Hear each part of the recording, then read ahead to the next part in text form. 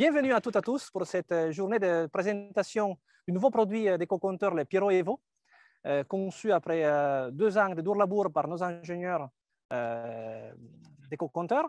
Et nous sommes ici, donc nous allons passer les prochaines 30 minutes en compagnie de Christophe Milon, le président de Eco-compteur, et de Quentin Lervet, garde littoral, ici sur ce site magnifique. Et nous allons donc découvrir son témoignage, découvrir aussi grâce à Christophe la genèse et l'origine d'Eco-compteur, et aussi découvrir à travers des vidéos et des témoignages directs, où nous avons ici quelques exemplaires de nouveaux compteurs à vous montrer. Et ensuite, bien entendu, nous allons répondre à vos questions qui seront nombreuses. Donc, je suis le fondateur, mais l'idée d'origine, en fait, alors, il y en a un bout qui est ici, c'est un bocal, mais à l'intérieur, vous avez un compteur. Et donc ça a été inventé par mon papa, qui se promenait souvent sur la côte de Granit Rose. Et en fait, personne ne savait combien il y avait de personnes qui étaient sur ces sentiers. Et donc, ingénieur télécom, hein, Lannion, c'est un endroit où il y a il y a Orange Labs, donc beaucoup d'ingénieurs. Lui en faisait partie et il s'est dit, je vais imaginer un système pour pouvoir compter sur les sentiers de randonnée. Et donc, ça, c'est le tout début. Et le premier a été expérimenté pas loin d'ici. Et puis, c'est une petite idée qui a fait du chemin, puisqu'aujourd'hui, Eco-compteur compte dans des espaces naturels, dans les villes aussi, les vélos maintenant. Mais c'est 20 000 compteurs, c'est 55 pays. Et puis, c'est devenu une jolie équipe dans laquelle on est une petite centaine et qui sont vraiment passionnés par ce métier de pouvoir fournir des données aux espaces naturels, aux villes et en l'occurrence. Donc, aujourd'hui, avec une jolie innovation à vous présenter. Mais voilà, historiquement, Perroz achète des compteurs, mais aussi sert aussi de laboratoire à ciel ouvert du coup, pour l'entreprise. Très bien. Et tu as parlé un peu des choses que tu pouvais faire en anticipant sur des week-ends. Sont quoi un peu les dispositifs qu'il y a ici? Il y a aussi des îles qui sont des protections. Enfin, c'est des sites où les oiseaux sont protégés. Hein. C'est un peu comment les cadres du dispositif que vous avez en place et qu'est-ce que vous en faites?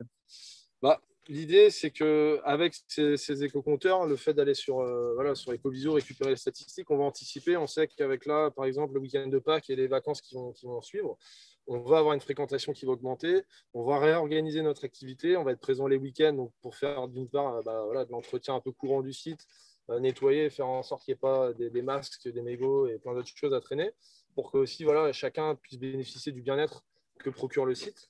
Et bien sûr, on va aussi pouvoir s'adapter sur la surveillance du site pour être aussi plus vigilant sur d'éventuelles dérives, des chiens détachés, des vélos, des choses qui ne sont pas forcément compatibles avec la topographie, l'organisation, j'ai envie de dire, du site naturellement. Quoi. Tu peux nous montrer les produits? Qu'est-ce que tu peux nous dire? Donc, le produit, vous en avez un ici. Alors donc, celui-là, il n'est pas installé, hein, il est sur son support. Mais donc, la seule chose qu'on voit, c'est une petite lentille ici. Et en fait, quand vous l'enlevez, vous avez le système qui est très compact. Une des innovations que beaucoup d'entre vous nous avez remonté, c'était qu'il y avait une difficulté avec les insectes. Et en fait, alors je ne vais pas rentrer dans tous les détails, mais c'est assez compliqué de faire une barrière pour les insectes parce qu'on détecte la chaleur des personnes qui passent devant le compteur. Et dès qu'on met n'importe quelle matière ou presque, la chaleur est plus détectée. Donc là, on a une lentille qui est très, très spéciale et qui fait que les insectes ne vont pas venir nicher devant et ne vont pas venir perturber le comptage. Et ce qui fait qu'une fois que c'est monté, vous avez juste un petit œilleton noir très discret qui est donc la seule partie qui va être visible du compteur. Donc Quentin parlait tout à l'heure du côté compact, discret. Donc voilà, le système à l'intérieur, c'est celui-là. Donc vous remarquez qu'il n'y a pas de câble, il n'y a plus le câble qui allait dans un regard. On a vu que c'était aussi des sujets qui pouvaient amener à des problèmes de fiabilité. Est-ce qu'ils étaient rongés? Est-ce que ça pouvait éventuellement moins bien vieillir dans des environnements très agressifs?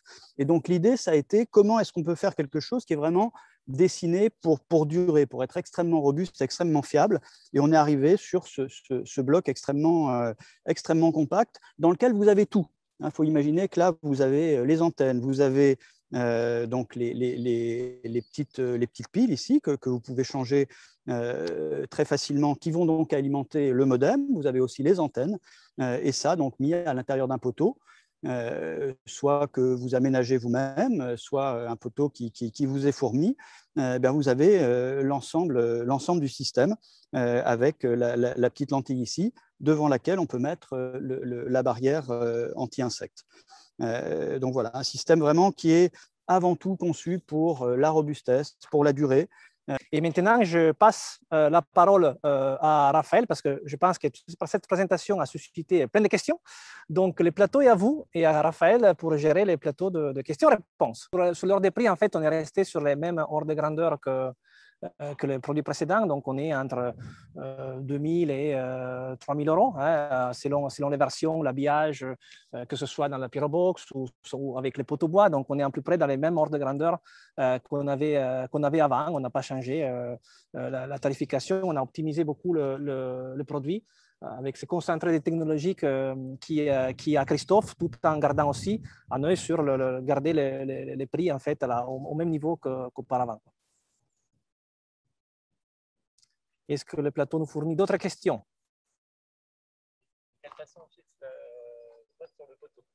De quelle façon on fixe la Pyrobox sur le poteau, Christophe?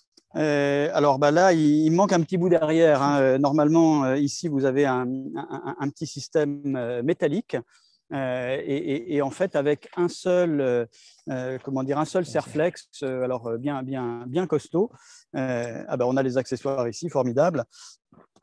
Donc, en fait, vous avez, je ne sais pas si vous voyez bien à l'image, mais on a le petit accessoire ici qui d'ailleurs permet, une fois que c'est posé, d'orienter, parce que si votre poteau n'est pas droit et que vous voulez que le rayon soit droit, vous pouvez comme ça le faire bouger. Et ensuite, vous avez le serflex ici qui vient autour du poteau, qui vient s'insérer à l'intérieur de la boîte. Et donc, vous voyez ici, le système de fixation qu'on peut venir mettre comme ça sur un poteau rond ou carré, petit ou grand, ça va s'adapter à un petit peu tous les types de poteaux que vous pouvez trouver. Merci Christophe pour l'explication. Est-ce qu'il y a d'autres questions? Est-ce que le capteur fonctionne dans le grand froid venu du Canada? Christophe, comment se comporte parce que ici, on n'est pas confronté à ça. Mais bon. Alors, vous savez qu'une des particularités des éco-compteurs, c'est que les produits sont utilisés vraiment dans beaucoup de pays. Nos amis des pays du Grand Nord, que ce soit en Europe, en Finlande ou évidemment l'équipe au Canada, puisqu'il y a une vingtaine de personnes qui travaillent à Montréal pour Éco-Compteur. Donc, c'est les premiers à nous dire « Envoyez-nous les produits, on va vous dire si ça marche au niveau du froid. » Et sur ce test-là, on n'avait pas trop de doutes, mais ça fonctionne très, très bien. Et par contre, Quentin, ici, je pense qu'en Bretagne, on est les champions pour tester les compteurs dans des zones humides, vu la quantité de pluie qui tombe. Ça se voit. Ça se voit pas aujourd'hui. Oui, tout à fait. Je pense aussi, en plus, ici, en milieu humide et à la fois salin, avec le marnage comme aujourd'hui, on a un grand coefficient. Quand ça va remonter, soit on va avoir des embruns, un air extrêmement chargé en humidité qui vient oxyder la plupart des matériaux qu'on a sur le site en dehors de l'acier galvanisé et de l'inox. Et depuis les mois qu'on est équipé de ces Pyro Evo, rien à dire, pas de souci. On sort d'un hiver, les systèmes fonctionnent parfaitement bien, les accus dedans, l'autonomie me paraît très bonne, aucun problème. Très bien, donc la robustesse. Combien de personnes peuvent être détectées en simultané? Alors, je ne sais pas ce qu'on appelle exactement en simultané. En fait, dès lors que vous avez le moindre espace entre les personnes, vous détectez tout le monde. Et même quand il n'y a pas d'espace avec les écarts, en fait, on arrive à bien détecter. Évidemment, quand une personne en cache parfaitement une autre, c'est la limite du système. Donc, c'est ce qui fait aussi que dans des configurations très, très larges, on va un petit peu perdre comment dire, en précision. Mais ce qui est intéressant, c'est que tous nos utilisateurs qui font des contre-comptages nous disent que, en tous les cas, en espace naturel, même quand c'est large, en fait, les taux d'erreur ne sont pas si importants que ça. Et c'est assez rare de perdre plus de 10-12% des comptages. Hein, mais donc, il y a un effet de masquage. Mais un effet de masquage qui, quand on le vérifie, vous permet quand même d'avoir des données qui sont très correctes et d'autant plus correctes par rapport à d'autres systèmes qui existent où on peut mettre des caméras. C'est des choses d'ailleurs que propose Ecocompteur, mais là, en environnement espace naturel, aller mettre un mât à plusieurs mètres de hauteur, aller mettre de l'énergie, ben, ça devient très compliqué. On peut le faire, mais c'est évidemment pas adapté à des environnements naturels. En environnement naturel, on a envie de quelque chose d'extrêmement discret. Et donc, il y a cette petite limite du masquage avec laquelle il faut jouer, il faut en être conscient. Eh bien, merci Christophe pour cette dernière réponse. Je remercie Quentin pour son temps et son explication très claire de l'utilisation des compteurs. Hein, donc, un plaisir. Et j'y repense aussi, on parlait des insectes tout à l'heure. Moi, je vois aussi l'avantage face aux dégradations, malheureusement, qu'on peut avoir sur des sites du conservatoire en général, des fruits qui étaient insérés dans l'orifice. Des fruits. Des fruits, des prunelles, des mégots. Okay. C'est déjà arrivé, hein, des cellules qui sont en polycarbonate, qui sont un peu fondues avec des mégots. Là, ce que je vois aujourd'hui, c'est que voilà, c'est une réelle barrière physique, une intégration qui va limiter sérieusement, je pense, les dégradations de ce type. Et donc les pertes de données. Et les pertes de données. Merci Quentin pour tes mots de fin. Je te remercie encore. Aussi, à nouveau, je tiens à remercier la mairie de Perros-Guirec et le conservatoire du littoral pour ce cadre magnifique et aussi pour le boutin. Hein.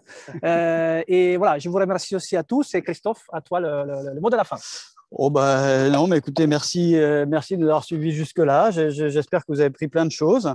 Et puis, écoutez, on espère vous revoir sur des formations sur le produit, sur le logiciel, et puis échanger avec vous, et puis savoir qu'est-ce que vous allez penser de ce produit pour continuer à l'améliorer et amener des optimisations, parce que c'est un cycle sans fin et on est vraiment aux côtés des espaces naturels pour fournir les meilleurs outils possibles.